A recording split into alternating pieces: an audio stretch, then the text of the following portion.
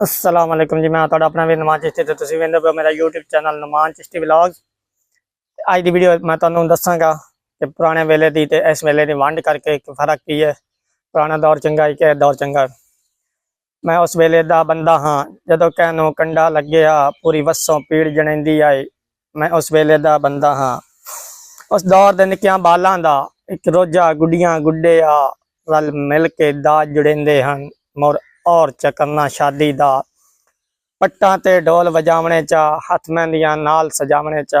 मैं उस वेले दा बंदा हाँ जदों कहनों कंडा लग्या पूरी वसों पीड़ जणेंदी आए।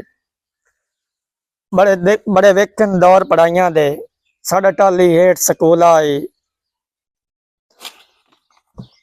सकड़ के बोरा बस्ते चू एक उरली थार ते गतना चा। एक कैदा होना पहली दा दूआ बुलबुल दी तस्वीर आला एक तख्ती नाल सलेट आई एक गाची होनी मिट्टी दी। मैं उस वेले दा बंदा हाँ जदों कहनों कंडा लग्या पूरी वसों पीड़ जणेंदी।